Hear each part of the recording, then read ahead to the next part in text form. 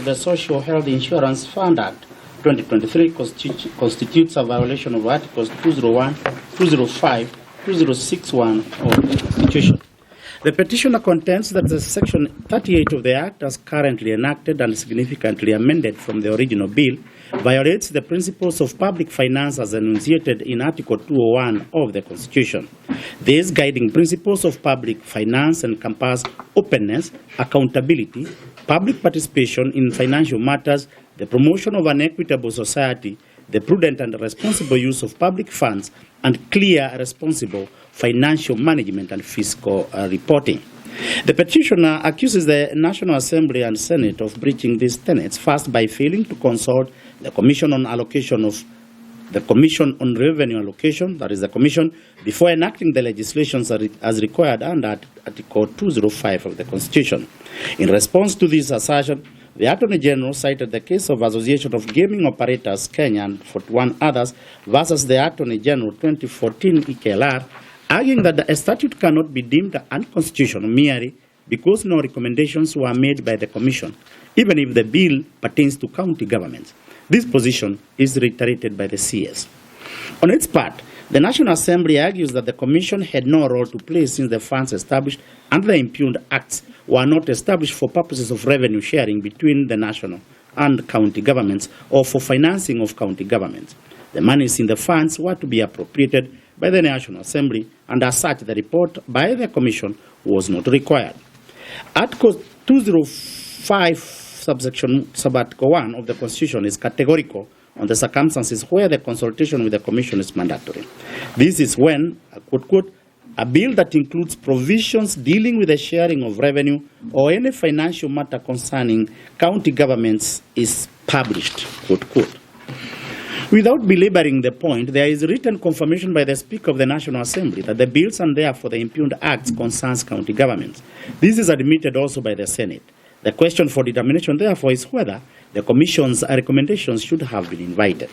In what appears to be blowing hot and cold, the Commission, in its replying affidavit, starts by confirming that indeed the impugned acts contain provisions relating to financial matters of county governments.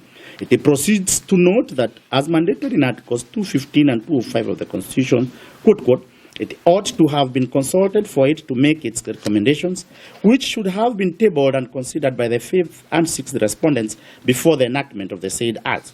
The 4th respondent was neither consulted nor its recommendations sought, and obtained prior to the 5th and 6th respondents passing the impugned acts into law, despite the said acts containing provisions dealing with financial matters concerning county governments, quote.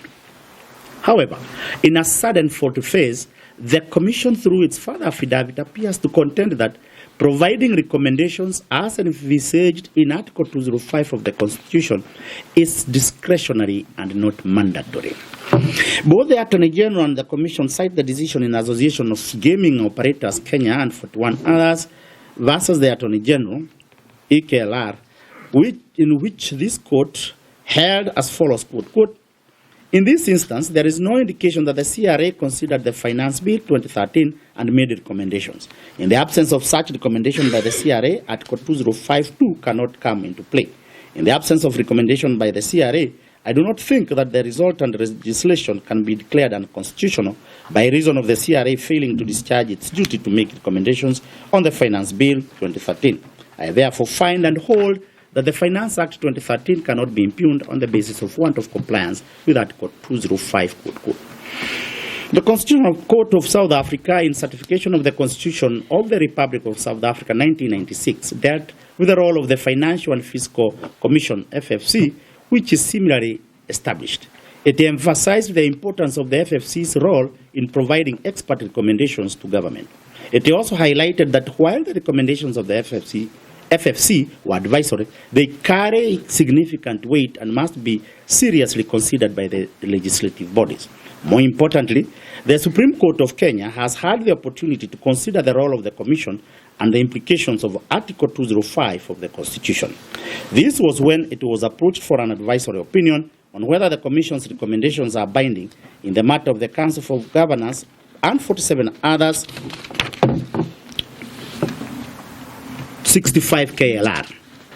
The Supreme Court pronounced itself as follows, quote, quote, "It is our considered opinion that where either of the two houses passes a bill envisaged under Articles 205 of the Constitution without considering the recommendations of the Commission or revenue allocation, the recommendation of the Commission on revenue allocation, the resultant legislation would be unconstitutional.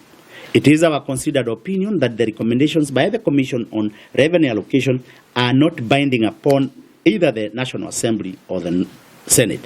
What the two houses cannot do, however, is to ignore or casually deal with such recommendations, quote, quote."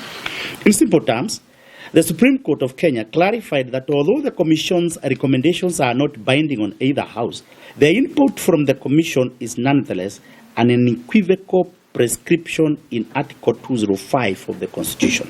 This means that the Commission must be consulted even though it may or may not give a recommendation on the proposed legislation. Indeed, Article 205(1) is couched in mandatory terms, quote, quote, "when the Commission on revenue allocation shall consider those provisions and may make recommendations to the National Assembly and the Senate," quote, quote. There is no evidence to show that the Commission was consulted or invited to make any recommendations on the three impugned legislations. Our reading of the advisory opinion of the Supreme Court is that contrary to the holding of this court in the Association of Gaming Operators and 41 others versus the Attorney General, the failure by either of the houses to consult the Commission on enacting legislation that relates to financial matters concerning county governments is unconstitutional. The consultations are crucial for informed decision-making and ensuring fiscal responsibility and equity. It was therefore quite imprudent for the two houses to reduce the Commission into a bystander in such critical pieces of legislation. The petitioner's other point of contention is the alleged breach of Article 2061 of the Constitution. This concerns the provision in Section 38 of SHIF that eliminates the requirement to return any unused funds from the Social Health Insurance Fund to the Consolidated Fund at the end of each financial year.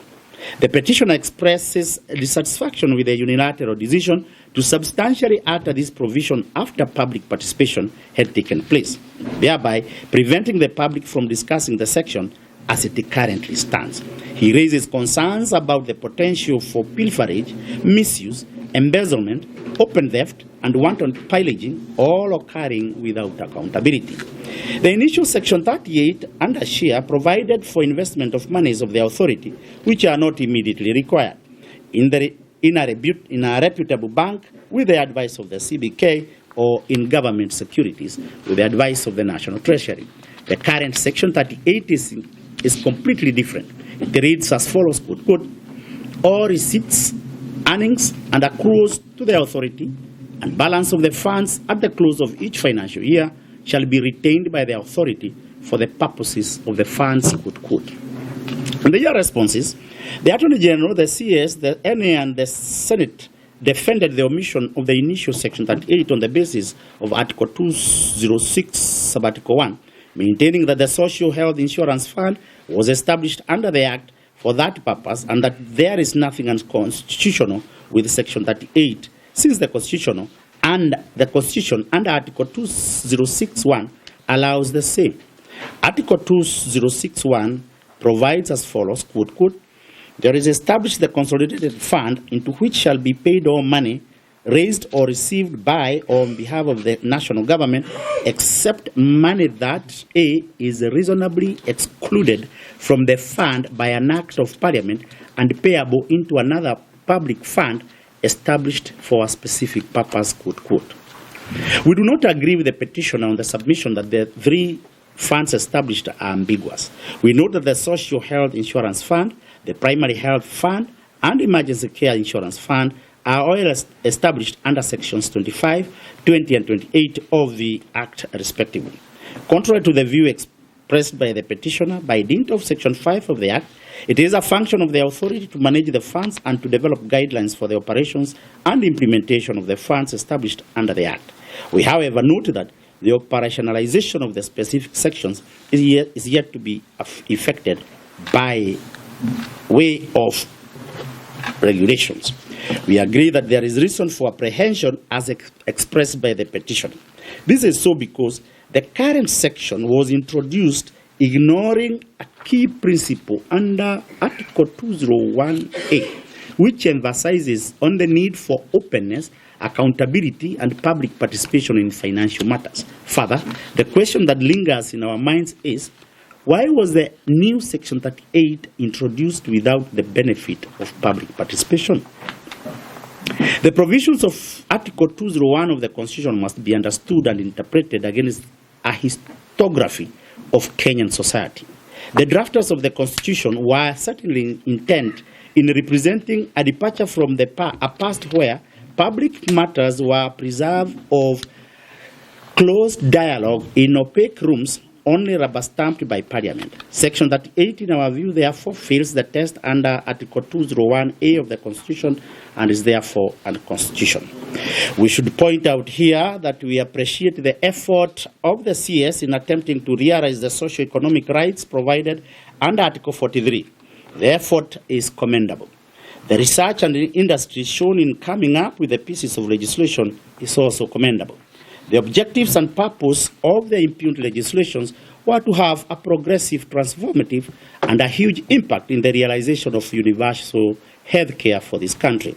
However, the haste with which they were enacted infringed on the national values and principles of the Constitution. Inasmuch as we appreciate the noble intention, we cannot disregard the clear constitutional tenets which binds us. Article 20 requires us to promote and protect the values that underlie an open and democratic society and the spirit, purpose, and objects of the Bill of Rights. Being cognizant of the importance of the impugned laws and the input that has already gone into the enactments, and recognizing the purport of the enactments as far as the realization of the rights under Article 43 of the Constitution, we are prepared to give Parliament an opportunity to redeem itself and save the laws. The breaches that tainted the laws are redeemable within our findings and can be corrected. Before we pen off, we wish to acknowledge the industry and input of learned counsel who appeared before us, and this is our disposition of the petition. Accordingly, we find that the petition is meritorious and we allow it in the following terms. A. Let Parliament undertake sensitization, adequate, reasonable, sufficient, and inclusive public participation in accordance with the Constitution before enacting the said acts and amend the unconstitutional provisions in terms of this judgment. B. Compliance with the A above be undertaken within 120 days of the date of this judgment. C. Within that period, the acts shall remain suspended. D. In default of A and B above, on the 10th day of November 2024, the following relief shall take effect forthwith. 1. A declaration is hereby issued that the entire Social Health Insurance Fund Act 2023, the entire Digital Health Act 2023, and the entire Primary Health Act 2023 are all unconstitutional for the reasons set out in this judgment and therefore invalid, null, and void. Since this was a public interest litigation, we order each party to bear own costs. That's our judgment. That is our judgment. You will be able to get it. It will be uploaded. Sign. It will be uploaded by 2 p.m. this afternoon, and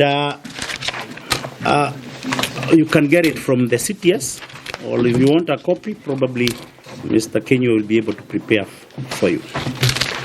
Thank you. Thank you very much.